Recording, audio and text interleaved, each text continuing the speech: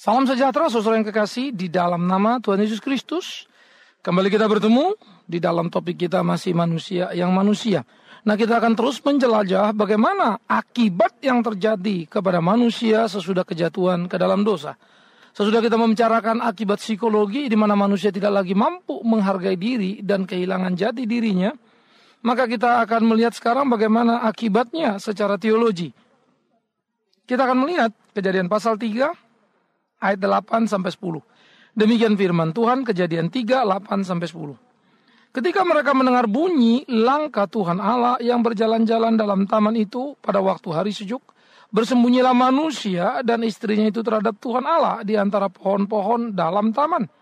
Tetapi Tuhan Allah memanggil manusia itu dan berfirman kepadanya, "Di manakah engkau?" Ia menjawab, "Ketika aku mendengar bahwa engkau ada dalam taman ini, aku menjadi takut karena aku telanjang. Sebab itu aku bersembunyi." Saudaraku yang kekasih, ketika dikatakan Tuhan datang dan mereka mendengar langkah Tuhan, saudara tidak perlu membayangkan bahwa di situ Tuhan betul-betul jalan kaki di Taman Eden gitu ya. Terus langkahnya gedebak, maklum langkah Tuhan begitu. Lalu kedengaran oleh Adam dan Hawa. Tentu saja tidak. Itu adalah satu bahasa figuratif untuk menggambarkan Allah hadir di sana dan kehadirannya itu menjadi sesuatu kehadiran yang sangat jelas. Ya, untuk bisa diketahui oleh manusia pada waktu gambaran di Taman Eden ini. Tetapi rupa-rupanya bunyi langkah atau kehadiran Tuhan bukan lagi sesuatu yang menyenangkan bagi manusia. Bunyi langkah yang tadinya menyenangkan karena merupakan sebuah persekutuan yang sangat indah. Kehadiran yang tadinya sangat menyenangkan karena merupakan satu momentum kesukaan di dalam hidup yang suci.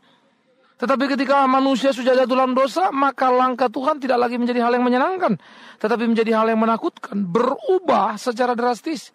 Sehingga manusia itu merasa perlu untuk menyembunyikan dirinya dari Tuhan yang datang kepadanya.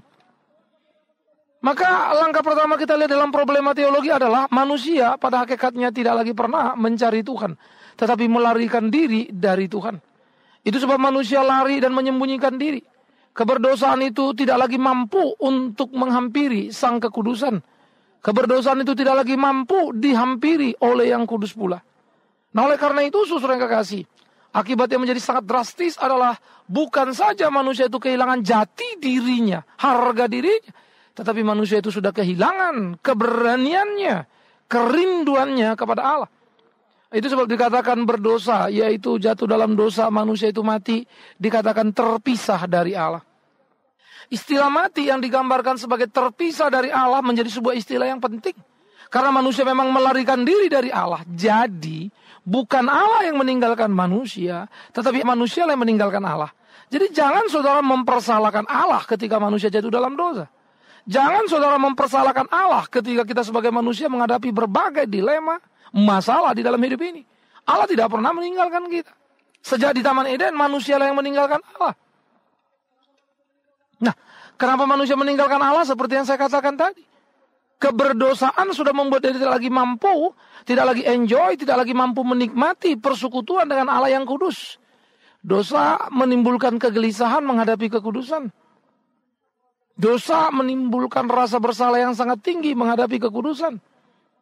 Dosa mengakibatkan manusia bersembunyi dari Allah, bukan saja melarikan diri, menyembunyikan diri. Artinya lari sejauh-jauhnya, supaya jangan kelihatan, supaya jangan tampak oleh dia. Nah, jadi dosa telah mematikan kemampuan manusia sebagai gambar dan rupa Allah, yaitu kemampuan berkomunikasi dengan Allah, kemampuan beragama secara tepat dan benar. Seperti yang sudah saya bicarakan, manusia adalah makhluk satu-satunya yang dicipta Allah yang mempunyai kesadaran diri atau eksistensi diri. Dan di dalam kesadaran diri atau eksistensi diri inilah manusia mampu membina persekutuan dengan Allah. Itu sebab manusia berbeda dengan binatang lain. Burung berkicau memuliakan Tuhan, tidak langsung memuliakan Tuhan. Tetapi kicauannya yang merdu membuat orang memuji sang pencipta yang mencipta burung itu. Tetapi manusia pada dirinya dengan kesadarannya mampu memuji Allah. Tetapi sekarang kemampuan beragama itu hancur lulu lantak, tidak karu-karuan. Manusia melarikan diri dari Allah. Maka di sini kita sudah melihat satu problema yang sangat berat di dalam kehidupan manusia, saudaraku yang kekasih. Ya. Nah, kehilangan identitas itu merembet menjadi manusia juga kehilangan kemampuan bersekutu terhadap Allahnya. Tetapi kemudian yang menarik adalah bagaimana dikatakan Tuhan Allah kemudian memanggil manusia itu dan berfirman, "Di manakah engkau?" Pertanyaan pertama, apa Allah tidak tahu di mana manusia? Jawabannya, sudah pasti dia tahu. Maka muncul pertanyaan kedua, jikalau dia sudah tahu, kenapa dia panggil? Di manakah engkau? Kenapa dia tanya? Bagi saya statement ini mengandung sekali banyak makna. Pertama adalah makna tanya kepada manusia yang berdosa itu sendiri. Kenapa kau lari dari aku? Aku Tuhan Allahmu yang datang kepadamu. Kenapa kau bersembunyi daripada aku? Maka pertanyaan di manakah engkau? Itu sebetulnya menjadi sebuah pertanyaan sindir, mengguncang kehakikatan manusia. Bahwa tidak seharusnya engkau bersembunyi dari aku. Itu lebih pasnya. Ya. Di manakah engkau? Bukan dia tidak tahu. Tapi menjadi sebuah pertanyaan, kenapa lari dari aku? Kenapa menghindari aku? Pertanyaan itu langsung menusuk kepada hati manusia. Tetapi di sisi lain, di manakah engkau juga bisa bermakna kepada kita. Bahwa Allah mencari manusia, dimanapun manusia itu bersembunyi. Allah mencari manusia. Tidak pernah manusia mencari Allah. Maka apa yang dikatakan dalam kitab Injil Yohanes betul. Yesus berkata, bukan kalian yang mencari aku, tetapi akulah yang mencari kalian. Akulah yang memilih kalian.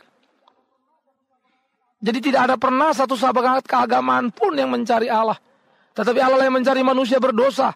Karena dalam keberdosaan manusia tidak lagi mempunyai kemampuan untuk mengenal Allah. Itu sebab kita mengerti apa yang disebut anugerah. Hanya dengan memahami akibat jatuh ke dalam dosa. Manusia sudah tak berdaya lagi. Apapun yang mampu dibangun manusia, apapun yang mampu dikerjakan manusia, seluruhnya hanya bersifat relatif. Kebenaran yang relatif yang bisa salah. Karena manusia sudah berdosa. Bagaimana bisa? Roma mengatakan semua manusia sudah berdosa. Semua sudah berdosa, tidak ada yang tidak. Kebenaran relatif itu begini. Kalau saudara mencuri, itu dosa. Tapi ada orang lain tidak mencuri, maka dia tidak dosa. Itu kan ukuran kita. Tetapi sebetulnya satu mencuri itu dosa. Yang tidak mencuri juga berdosa. Loh, kok bisa? Dia kan tidak mencuri. Tidak mencuri, tetapi tidak memberitahu kepada si pencuri bahwa mencuri salah. Itu pun dosa. Dosa bukan sekedar tidak melakukan kesalahan, tetapi juga merupakan dosa jikalau tidak berbuat kebenaran. Coba saudara pikir baik-baik. Maka ukuran kebenaran dari Allah yang hakikatnya sejati itu menjadi satu ukuran yang luar biasa sekali. Dia yang berikut ada juga sebuah dosa bersifat menjelajah ke seluruh hidup manusia. Maka manusia sekali lagi punya kebenaran relatif saja. Seseorang itu disebut baik karena di lingkungan jahat. Pergi ke lingkungan lebih baik, mungkin dia yang paling jahat. Apalagi dia pergi ke lingkungan sorga sana, maka dia yang paling berdosa. Jadi kalau Alkitab bilang semua manusia berdosa, betul sekali. Maka keberdosaan Adam membuat dia harus melarikan diri bersembunyi dari Allah. Maka Adam sebagai representasinya, seluruh umat manusia telah menceritakan kepada kita bahwa manusia berdosa melarikan diri dari Allah. Tetapi Allah yang suci mencari manusia yang berdosa, di manakah engkau? Kenapa engkau bersembunyi dari aku? Maka nada tanya ini menjadi satu nada tanya yang penuh dengan cinta kasih. Semua nada tanya yang sangat indah dan luar biasa. Tetapi kemudian jawab manusia bukanlah jawaban bersahabat. Jawaban manusia adalah ketika aku mendengar bahwa engkau ada dalam taman ini, aku menjadi takut. Karena aku telanjang, sebab itu aku bersembunyi.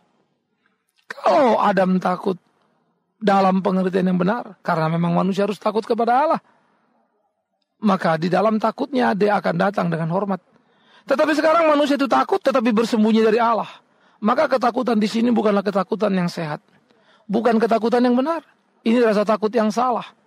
Aku takut itu sebab aku menyembunyikan diriku. Takut kepada Allah, sudah seharusnya siapapun ciptaan harus takut kepada Allah. Tetapi bukan takut yang menyembunyikan diri. Takut yang mengekspresikan sikap hormat, sikap sujud, menyembah kepada yang ditakuti.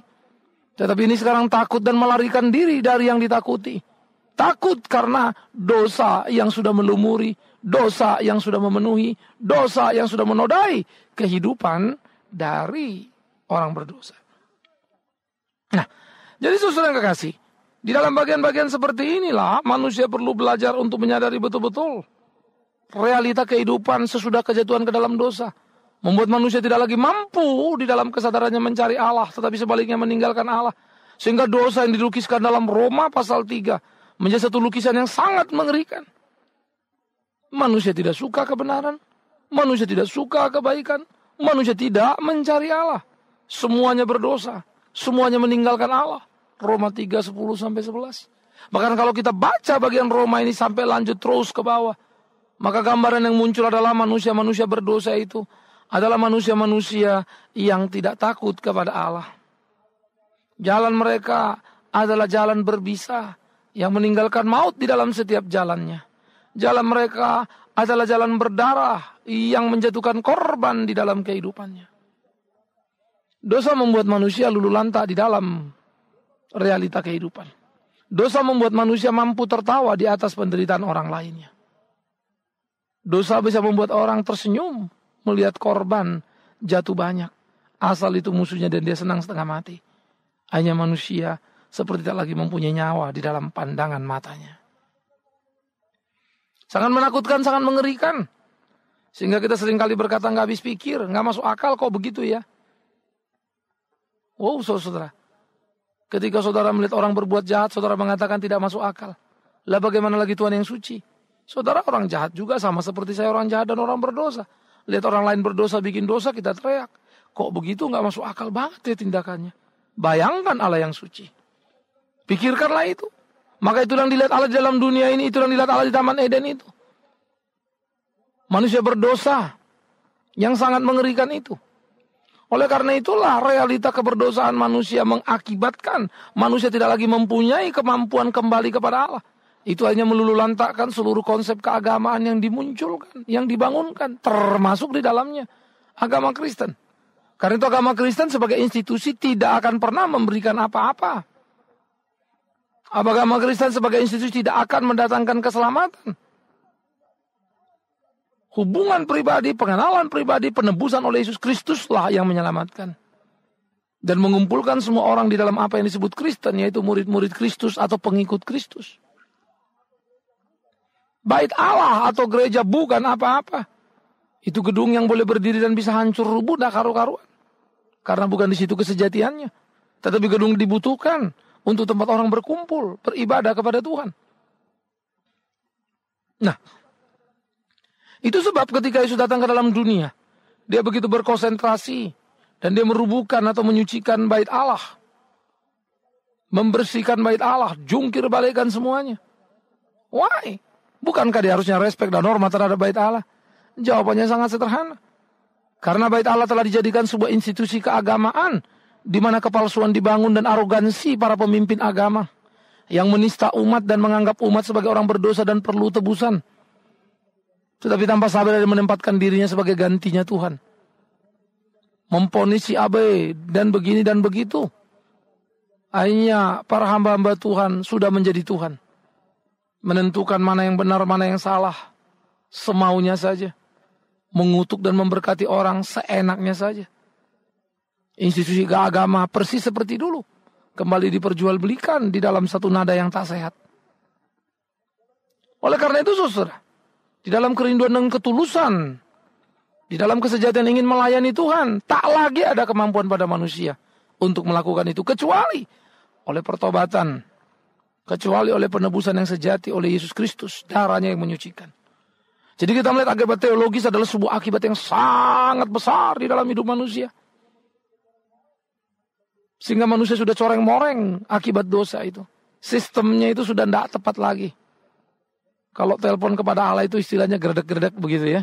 Nggak bisa ngepas. Di sana ngomong apa, di sini dengarnya apa. Maka doa manusia yang tidak ditebus Tuhan menjadi doa yang tidak nyambung dengan Tuhan. Itu sebab pengharapan orang yang berdosa yang belum ditebus dengan Tuhan tidak akan pernah mengerti pekerjaan Tuhan dan tidak akan pernah mampu bersyukur untuk apa yang Tuhan kerjakan. Tetapi sebaliknya, itu sebab orang-orang yang sudah ditebus dikembalikan kepada kesucian, mampu menanggung kesulitan, mampu memikul salibnya, mampu menyangkal dirinya oleh pertolongan anugerah penebusan itu sendiri. Tuhan yang bekerja di dalam hidupnya. Nah jadi saudara-saudara, akibat teologis telah mengakibatkan manusia tak lagi mampu beragama dengan tepat sesuai dengan kehendak Allah. Manusia gagal untuk membangun sebuah konsep yang utuh. Ketika manusia berusaha membangun menara Babel, lihatlah hasilnya. Hanya manusia itu diporak-porandakan oleh Tuhan. Kocar kacir tak karu-karuan. Pertanyaannya mengapa? Karena manusia membangun agamanya dalam kepongahan. Seakan-akan dia bisa menjangkau Allah dan mengatur segala-galanya. Tetapi hakikat Taman Eden, kejatuhan ke dalam dosa mengingatkan kita. Manusia hanya tahu lari dari Allah. Manusia hanya tahu bersembunyi dari Allah. Manusia takut kepada Allah, tetapi bukan takut yang mendatangkan hormat. Tetapi takut untuk menyembunyikan diri, takut kemudian untuk lari, takut untuk kemudian tidak lagi mau ketemu dengan Tuhan. Karena takut. Maka kalau bisa nggak ketemu, ya janganlah. Bagaimana mungkin dia mencari Allah? Sehingga dosa telah mengakibatkan manusia tidak lagi memiliki kemampuan atau naluri keagamaan yang benar.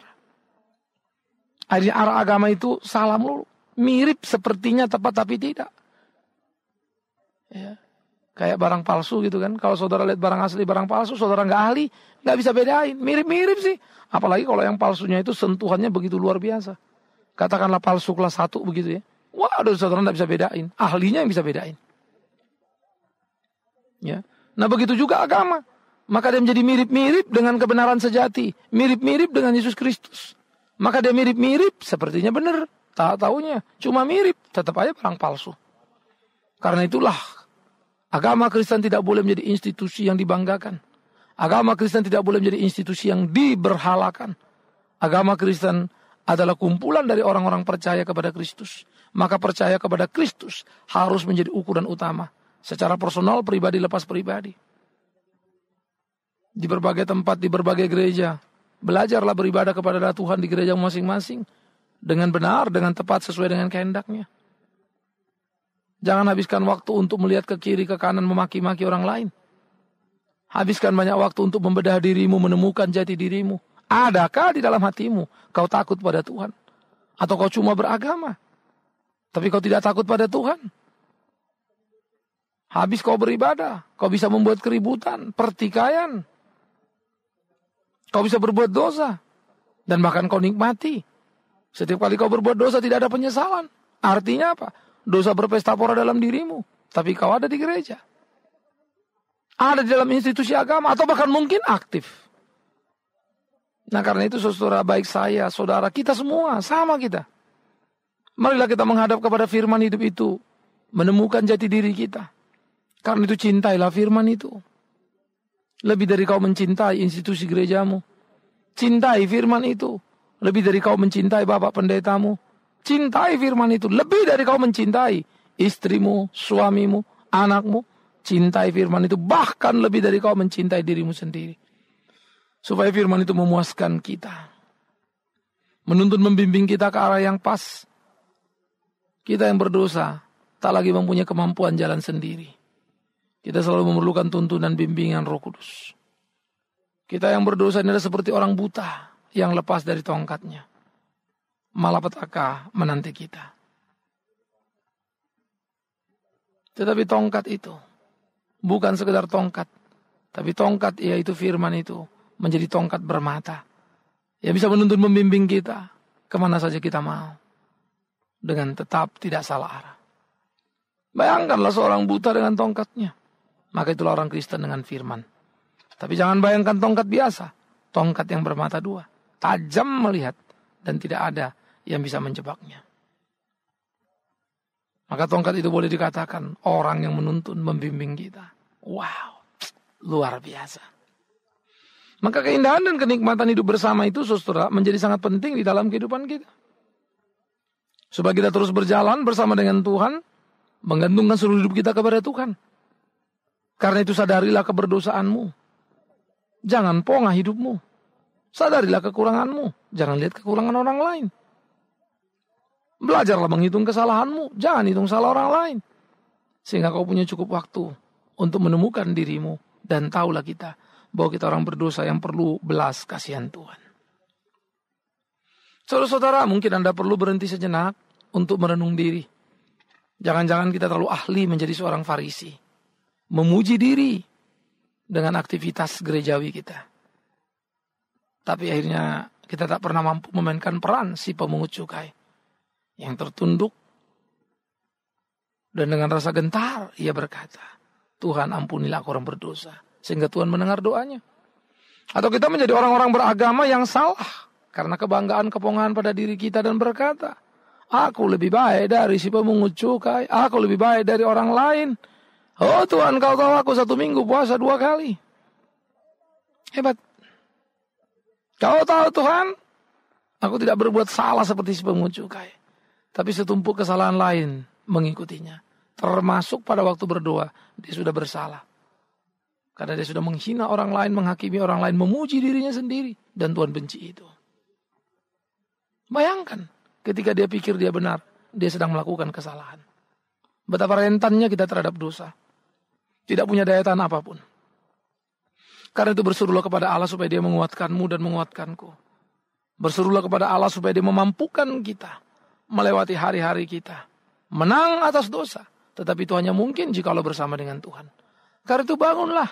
Berdirilah, tegaklah, tataplah. Anugerah sudah limpah, sudah dikerjakan bagi kita. Sudah ditebusnya kita dari dosa. Karena itu peristiwa Eden seharusnya membuat kita malu. Jangan diulang kembali. Biarlah kita berkata, Tuhan, aku takut. Maka aku hormat padamu. Bukan takut dan bersembunyi. Sehingga kalau Tuhan berkata, di manakah engkau? Engkau tahu aku di mana. Apakah yang kau kerjakan? Kau tahu Tuhan apa yang kau kerjakan. Sehingga seperti pemazmur kita bisa berkata, ini aku, selidiklah akan daku. Kalau memang ada salah dalam batinku temui, katakanlah, koreksilah aku. Wow, bukankah indah? Dan Tuhan sudah memberi itu di dalam kematiannya di atas kayu salib untuk menebus kita semua. Karena itu merdekalah. Jalani hari-harimu dalam penuh pengharapan dan sukacita. Manusia memang sudah berdosa semua. Hanya ada satu yang memungkinkan dia kembali kepada citra semula, yaitu penebusan Yesus Kristus. Karena itu pikirkan baik-baik, renungkan baik-baik. Di mana saudara berdiri saat ini. Jangan berleha-leha, jangan menikmati dosa. Jangan bodoh, jauh dari persekutuan dengan Tuhan. Jangan bodoh, dibodoh-bodohi setan. Kau boleh kecewa pada pendeta, kau boleh kecewa pada majelis gereja, tapi tidak ada alasan bagimu untuk meninggalkan rumah Tuhan. Soal beribadah kemana itu menjadi nomor 2. Tetapi beribadah itu harus dan tidak boleh ditinggalkan. Dosa mengintai pada waktu kita gereja. Apalagi tidak, maka kita akan jadi lalapan bagi dia. Karena itu jangan biarkan dirimu dipermainkan dosa. Jangan biar dirimu lulu lantakkan oleh rasa kebencian. Tapi bangunlah, tataplah ke depan dan berkata, berdosa kami di Taman Eden ya Tuhan. Tapi kau cari kami, kau temukan kami. Kau jadikan kami anak-anakmu. Sehingga kami berkekuatan hidup dalam hidup ini untuk memuliakan namamu. Kita Tuhan memberkati kita. Selamat berkarya. Amin. Kita berdoa. Kami bersyukur untuk apa yang bisa kami pikirkan, kami renungkan dari firman-Mu ya Allah. Biarlah kiranya Kau menolong menopang kami dalam kehidupan kami. Supaya kami boleh melakukan apa yang menjadi kehendak-Mu. Memuji dan memuliakan namamu. Terima kasih ya Tuhan kami. Di dalam nama Yesus Tuhan kami hidup. Biarlah Tuhan menolong kami. Menemukan diri kami. Menyadarkan kami bahwa hanya Yesus Kristus Tuhan yang bisa menolong kami dari kegagalan berdosa kami. Terpujilah Engkau Tuhan kami. Terima kasih Tuhan. Amin.